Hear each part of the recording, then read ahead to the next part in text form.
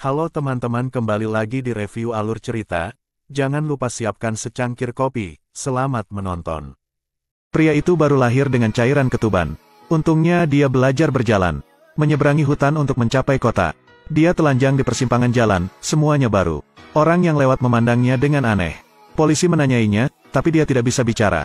Dia kemudian dikirim ke panti asuhan. Staf memandikannya dan mengajarinya menggunakan toilet, lalu meletakkan tangannya di piring aneh. Melihat kenikmatan temannya di sebelahnya, dia segera mengikuti. Dr. Nicole menamainya Kyle. Nicole mendekat dan bertanya dari mana asal Kyle. Kyle mengambil krayon dan mulai mengetik di atas kertas, membuatnya bingung. Beberapa saat kemudian, Kyle mengangkat kreasinya. Nicole tercengang. Ternyata Kyle bertemu pasangan di sebuah tenda di hutan. Dia bisa mensimulasikan adegan yang dia lihat. Para penjaga berharap Nicole bisa merawatnya untuk sementara waktu. Karena panti asuhan tidak cocok untuk anak laki-laki besar ini. Nicole ragu-ragu karena dia punya 2 anak. Sipir melihat ini dan menarik ke meja Kyle, memperlihatkan perutnya yang rata. Anak ini tidak memiliki pusar. Lantas bagaimana cara mendapatkan nutrisi dari tubuh ibu? Nicole, karena penasaran, membawa pulang Kyle untuk sementara. Lori mandi dan keluar. Dia tidak tahu ada orang asing di rumah itu. Kyle menatap, dia takut. Nicole mengatakan Kyle masih belum dewasa dan tidak tahu apa-apa. Kemudian minta Lori untuk mengawasi Kyle. Begitu dia pergi, Lori langsung berbicara dengan pacarnya di telepon. Kyle tertarik dengan piano sehingga dia pergi keluar rumah. Dia mengikuti musik ke rumah tetangga. Kyle berlinang air mata. Amanda mendengar suara itu dan berbalik. Mata mereka bertemu, menyebabkan Kyle melompat. Kyle berlari pulang, bersembunyi di bak mandi. Saat ini, Josh baru saja pulang sekolah dan berlari ke toilet, membuka bukunya untuk belajar. Dia terkejut melihat Kyle dan segera bergegas keluar. Josh terjebak di celananya, tersandung. Bahan pelajaran jatuh di kaki ibunya. Untungnya, ketukan di pintu memecah adegan canggung ini. Tetangga membawa putri mereka untuk menanyai Kyle. Mengancam akan memanggil polisi untuk menangkap Kyle.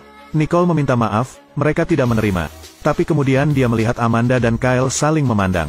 Melihat sesuatu yang tidak biasa, dia segera menarik putrinya pergi.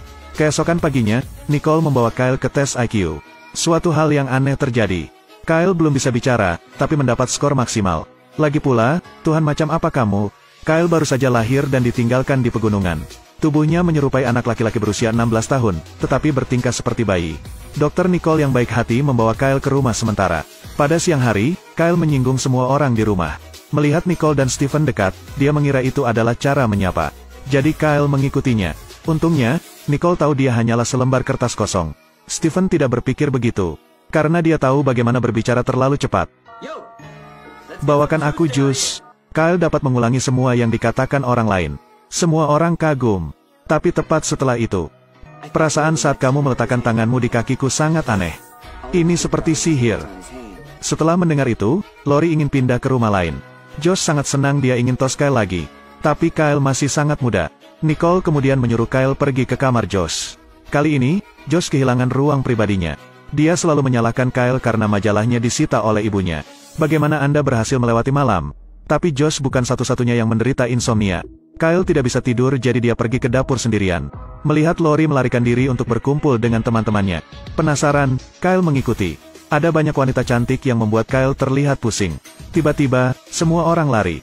Ternyata ada yang melapor ke polisi untuk mengadukan mereka sebagai tidak tertib. Polisi bergegas masuk, membuat massa semakin panik. Tiba-tiba Kyle melihat polisi membawa Lori pergi, jadi dia mengikuti. Polisi memperingatkan dia tapi dia tidak mendengarkan. Dia meniru ular di hutan untuk menakuti lawan. Kerumunan menertawakan ini. Polisi mencoba memborgol Kyle tetapi tidak bisa. Dia marah dan mengeluarkan tongkatnya untuk memukul Kyle. Tapi meski begitu dekat, dia tetap tidak bisa menyentuh Kyle. Kyle menyambar tongkat itu, bergerak ke punggungnya. Polisi melihat bahwa mereka bukan tandingan, jadi mereka pergi. Kyle menjadi pahlawan Lori dalam semalam. Keesokan harinya, Stephen tinggal di rumah untuk menjaga Kyle. Stephen berjanji untuk membantu wanita tua itu memulihkan foto di USB. Hampir selesai, dia gagal lagi.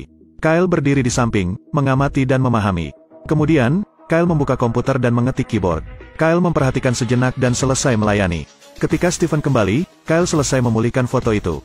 Dia sangat terkejut. Seolah-olah dia terus berhadapan dengan wanita tua itu. Saat ini, Josh pulang dan menemukan kamarnya ditata dengan rapi oleh Kyle. Di bawah bantal ada majalah yang selalu diinginkannya. Melalui itu, Anda adalah saudara terbaik mereka. Saat makan malam, Nicole bertanya kepada keluarga apakah Kyle akan tinggal atau dikirim ke panti asuhan. Keluarga setuju untuk membiarkan Kyle tinggal. Keesokan harinya, Nicole pergi ke kamp untuk mencari informasi tentang Kyle. Tetapi ketika mereka menyelidiki sidik jari orang-orang di seluruh negeri, mereka tidak menemukannya. Nicole pergi dengan kecewa. Tapi dia tidak tahu ada seorang pria duduk di dalam mobil mengawasinya. Di tangannya ada file informasi Kyle. Siapa ini? Rahasia apa yang ada di tubuh Kyle?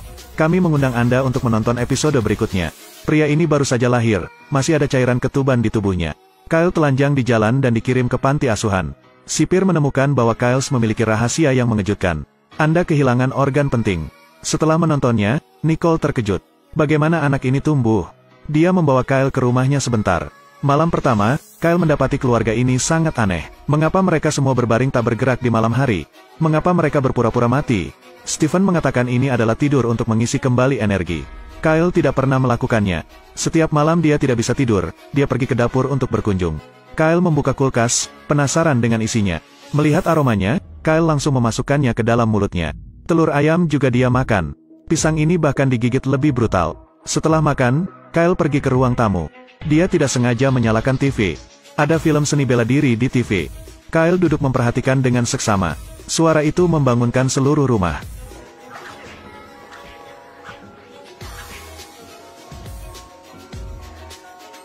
Wing Chun, Kyle. Pagi harinya, polisi datang menanyakan asal Kyle. Tapi Kyle tidak ingat apapun. Mereka bertanya mengapa Kyle tidak berpakaian sebelumnya. Dia bilang dia tidak pernah memakai pakaian. Polisi menyimpulkan bahwa kepala Kyle mungkin terluka parah, menyebabkan hilangnya ingatan. Mereka akan terus menyelidiki. Nicole membawa Kyle untuk pemeriksaan lengkap. Begitu dokter mengangkat baju Kyle, dia terheran-heran. Kyle tidak memiliki pusar. Lantas bagaimana cara menyerap nutrisi dalam kandungan? Mungkin Kyle keluar dari batu. Hal-hal aneh terus terjadi. Dokter menutup CT scan otak Kyle dan menganggap mesinnya rusak. Rata-rata orang hanya menggunakan 7% dari otaknya. Einstein menggunakan 9%. Tapi Kyle menggunakan 90% otaknya. Ini jelas tidak mungkin. Sementara dokter dan Nicole berbicara, Kyle selesai menyusun gambar rumit itu. Nicole mendorongnya untuk menggambar apa yang terlintas dalam pikirannya. Gaya menggambar Kyle sangat istimewa. Dia seperti printer, mampu menyalin persis apa yang dilihatnya.